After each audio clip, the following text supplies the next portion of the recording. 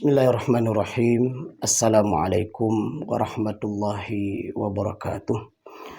Alhamdulillah, segala puji bagi Allah Subhanahu wa taala. Salawat dan salam kepada Rasulullah Muhammad sallallahu alaihi wasallam. Insyaallah pada kesempatan berbahagia ini kita akan menyampaikan sebuah materi kita tentang sihir. Sebagian ulama diantaranya Al-Asfahani dalam kitabnya Gharibul Quran menyebutkan bahwa ada 3 makna. Yang pertama, sihir itu bermakna trik licik untuk menipu. Yang kedua, sihir juga bermakna sesuatu yang tersembunyi. Yang ketiga, sihir juga bermakna sesuatu yang halus dan lembut.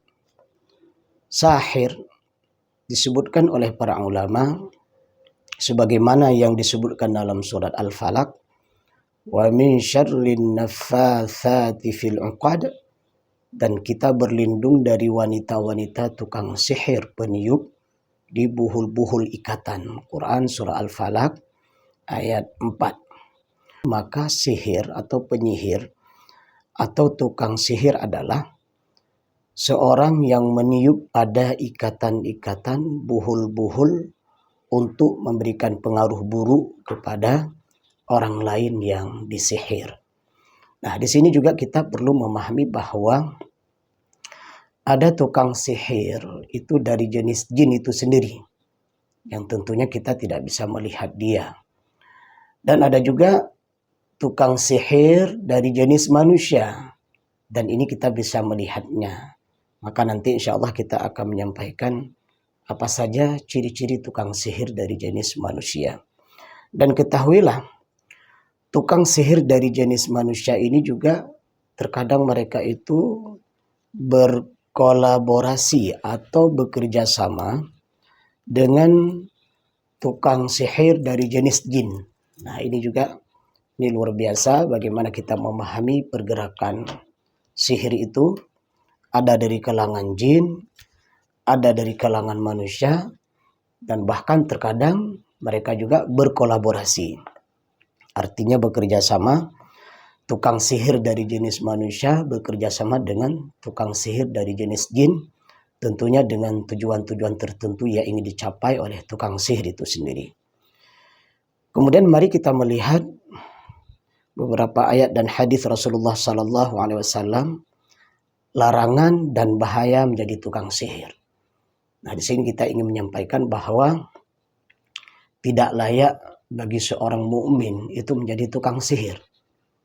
Dan pekerjaan tukang sihir adalah pekerjaan yang diharamkan dan bagian daripada bentuk kesyirikan. Nah, mari kita melihat di dalam surat Jin ayat 6 Allah berfirman, wa annahu kana rijalun minal insi ya'udzuuna birijalin minal jinni fazaduhum rahaqa.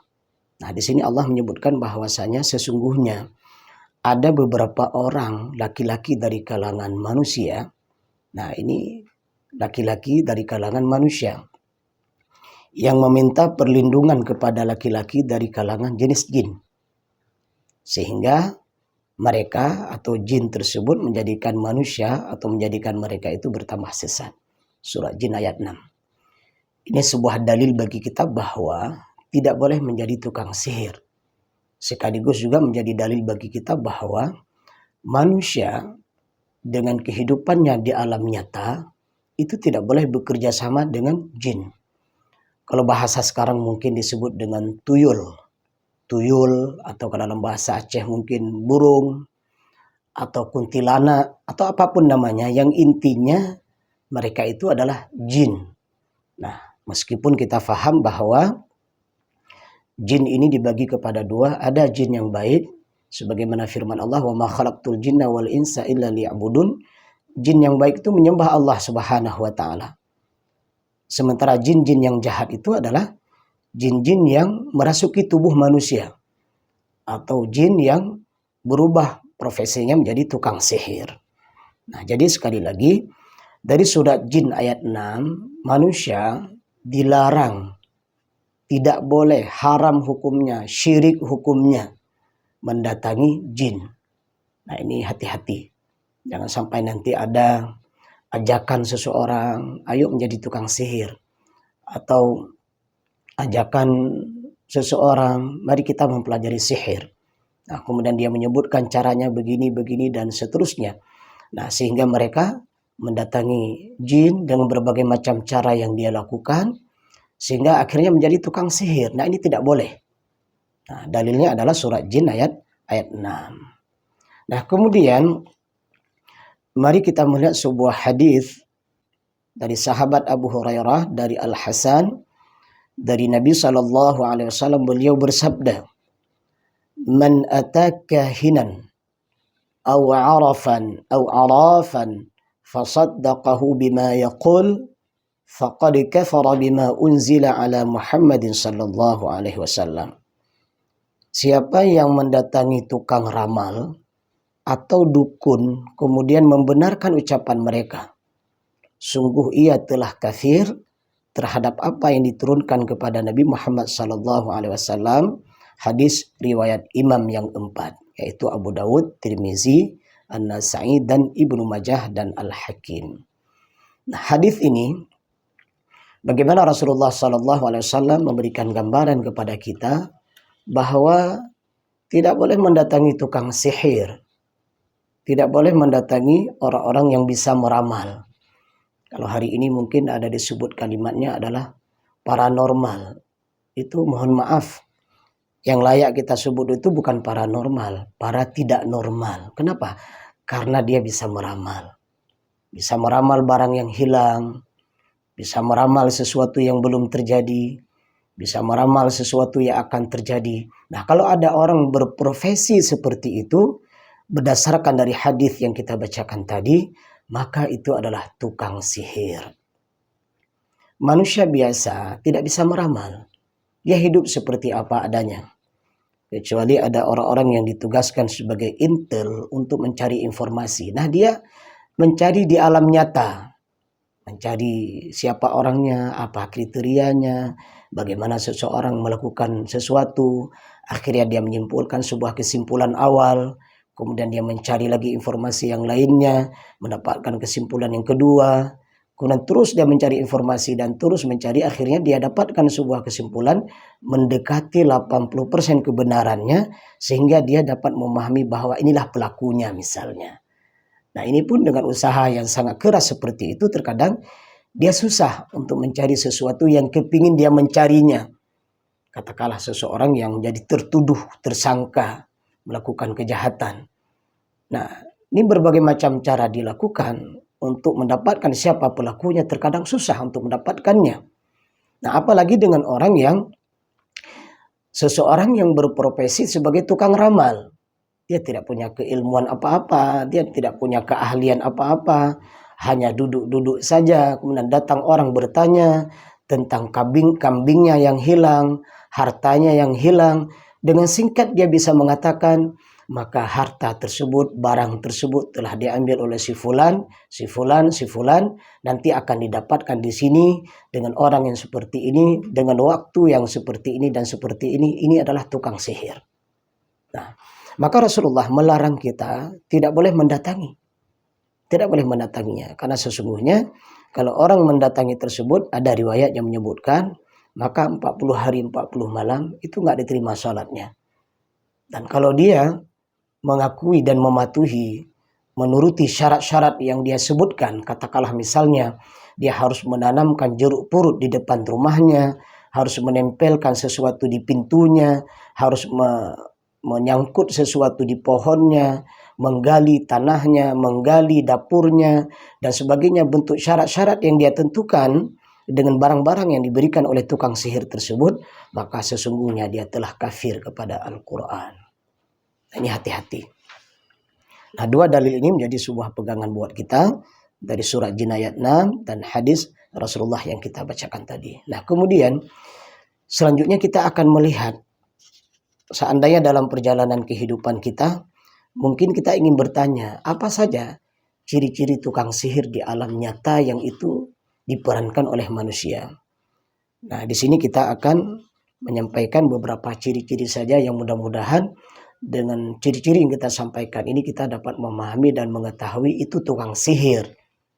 Akhirnya setelah kita mengetahuinya, jangan didatanginya dan jangan menuruti syarat-syarat yang dia sebutkan.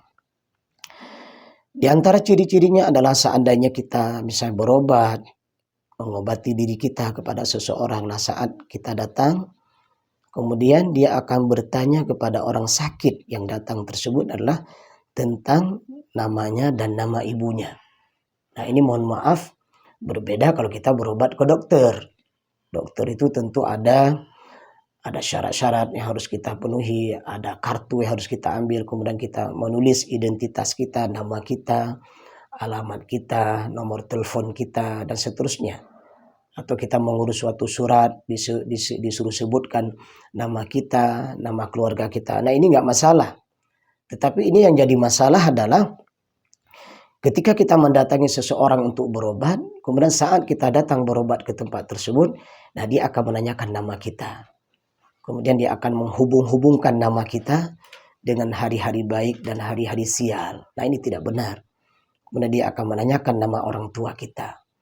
Kemudian dihubung-hubungkan dengan hari baik dan hari sial dan seterusnya. Nah, ini adalah di antara ciri pertama kalau misalnya kita datang berobat ke sana, ditanyakan nama kita, ditanyakan nama orang tua kita, kemudian dihubung-hubungkan dengan hari baik dan hari sial. Nah, ini ciri di antara tukang sihir yang pertama. Kemudian ciri yang kedua adalah ketika kita datang ke tempat tersebut untuk berobat, maka dia akan meminta hewan-hewan tertentu untuk disembelih, katakanlah merpati, atau ayam, atau kambing, atau lembu, atau apa saja. Kemudian binatang-binatang yang kita sembelih tersebut disuruh letakkan di pohon-pohon tertentu, di tempat-tempat tertentu, karena dengan alasan dan tujuan-tujuan tertentu. Kemudian ada juga yang terkadang disuruh hanyutkan ke laut, dan berbagai macam cara yang diarahkan. Nah, ini ciri tukang sihir yang kedua. Nah, ini tidak boleh dituruti, tidak boleh didatangi, dan tidak boleh dilaksanakan syarat-syarat yang dia laksanakan tersebut. Kemudian yang ketiga, saat kita berobat ke tempat tersebut, ya karena kita sakit, ya butuh obat, nah kita berobat.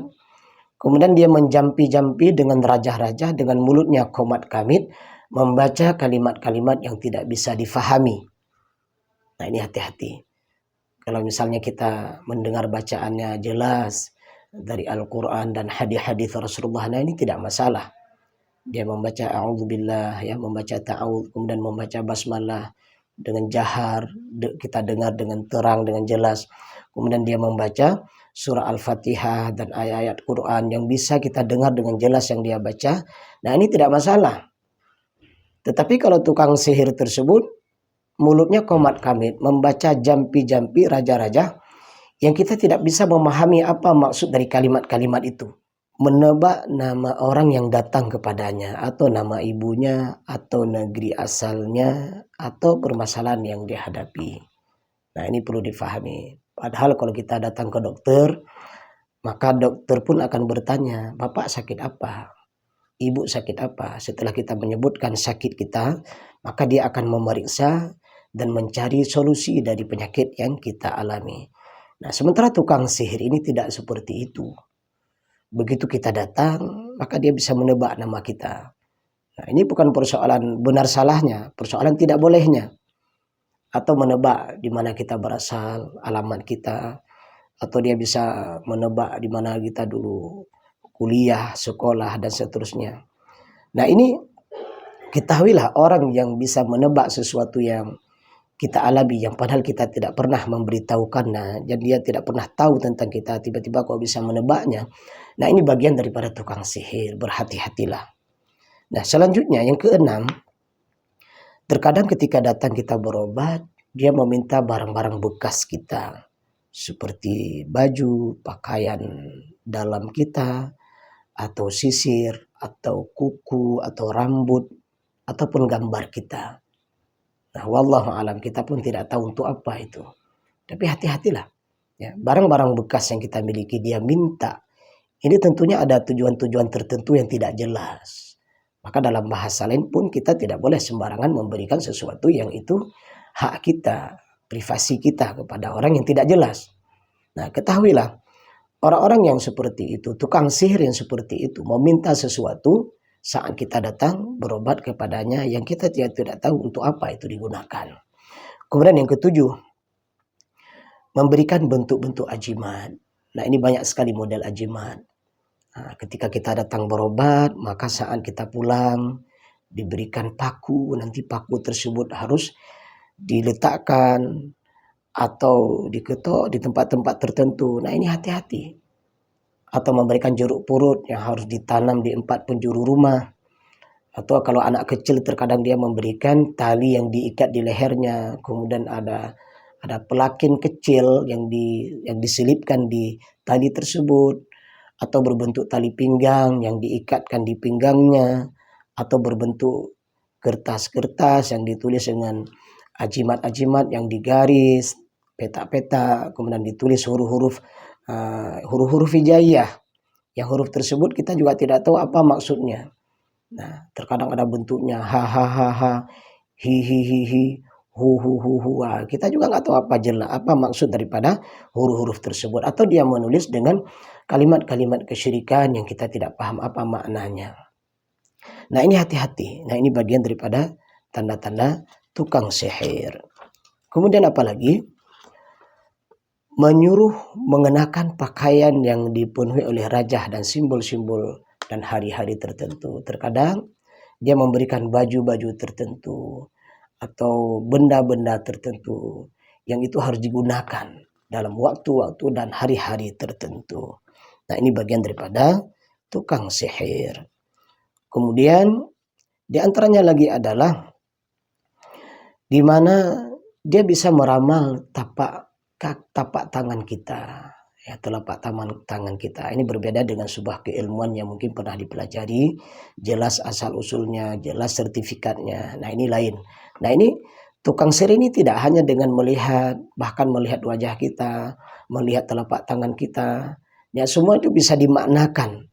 Yang itu tidak ada ilmunya sebenarnya, hanya ditebak-tebak saja. Nah, ini hati-hati. Kemudian juga adalah di antara lainnya adalah bagian daripada tukang sihir ini termasuk adalah ketika dia memerintahkan kepada kita berobat dengan hari-hari tertentu dan waktu-waktu tertentu.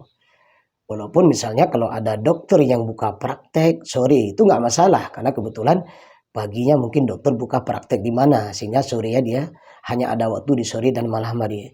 Sementara tukang sihir tidak. Dia terkadang menentukan waktunya harus ini, nggak boleh waktu lain. Katakanlah harus saat matahari terbenam atau saat matahari terbit. Dan yang lebih dahsyatnya lagi terkadang dia menentukan tempat-tempat yang tidak nyaman. Tempat-tempat yang tidak mengenakkan. Misalnya di tempat yang sangat gelap, di tempat yang sangat bau, di tempat-tempat yang kita tidak layak untuk duduk di sana. Apalagi terkadang ada misalnya pasiennya perempuan, itu disuruh masuk ke dalam ruang-ruang tertentu dan tidak boleh masuk adik dan kakaknya dan tidak boleh masuk suami. Nah, ini berbahaya sekali. Nah, ini di antara ciri-ciri tukang sihir dengan menentukan tempat dan waktu-waktu tertentu saat dia mengobati pasiennya. Kemudian yang terakhir adalah di antara tanda-tanda tukang sihir tersebut adalah melakukan banyak kesyirikan. Dan bahkan tidak sedikit di antara mereka itu tidak sholat, tidak lagi beramal soleh, tapi amalnya beramal yang jahat. Dalam menguatkan sihirnya, maka dia melakukan berbagai macam kesyirikan. Karena ada sebuah istilah dalam ilmu sihir tersebut adalah semakin tinggi kesyirikan seorang tukang sihir, maka semakin tinggi sihir yang didapatkan oleh tukang sihir itu sendiri. Demikianlah beberapa tanda-tanda tukang sihir yang kita bacakan ini. Semoga Allah melindungi kita. Jangan menjadi tukang sihir dan jangan mendatangi tukang sihir, karena itu adalah kesyirikan yang nyata, di mana mereka yang mendatanginya, di mana mereka yang berobat kepada tukang sihir atau mereka yang berprofesi tukang sihir itu telah rusak akidahnya, telah rusak imannya, dan bahayanya adalah diancam dengan api neraka jahanam. Semoga bermanfaat. Alhamdulillahirabbil alamin. Subhanakallahumma bihamdik asyhadu an la ilaha illa anta astaghfiruka wa atubu ilaika. Assalamualaikum warahmatullahi wabarakatuh.